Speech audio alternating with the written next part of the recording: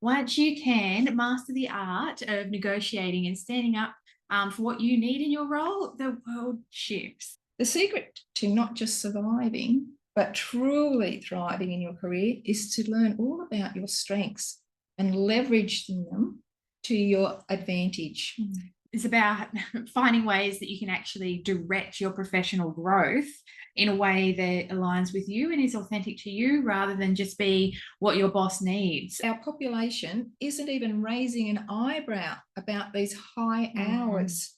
And we are, as Australians, right up the top of burnout when it comes to other world countries. But I suppose that word, job flexibility, let's just talk a little bit about what that can look like. You'll find that by doing flexible working, that your productivity actually remains the same.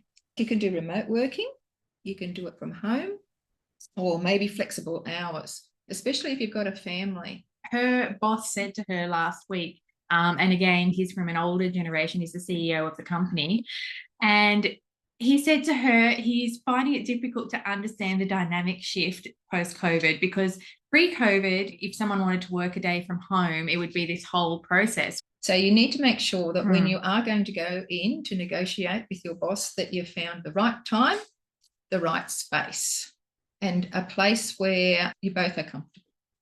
Everyone is redefining what regular work looks like right now. Just acknowledging what they've done and how you can see that they're applying all of the skills and strengths that they've got to the company and the outcomes, and just congratulating them.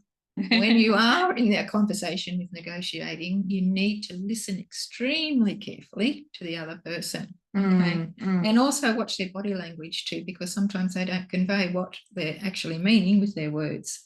You need to know what you want, what you're willing to negotiate on, and what you will not accept. Okay. This conversation is not something that needs to be threatening. It's something that will actually build a stronger relationship because it's already happening. The situation is there. Yeah. So let's talk about it. Every single person in that organization is in some way contributing to the bottom line. Yeah.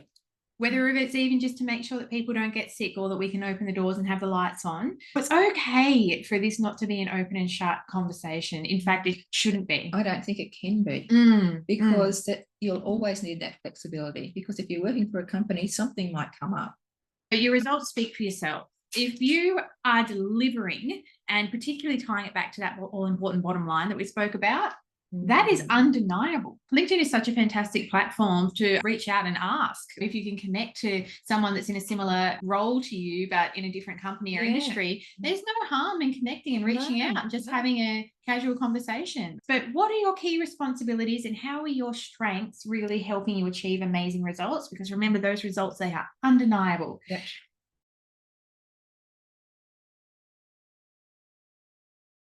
Keep everything slow.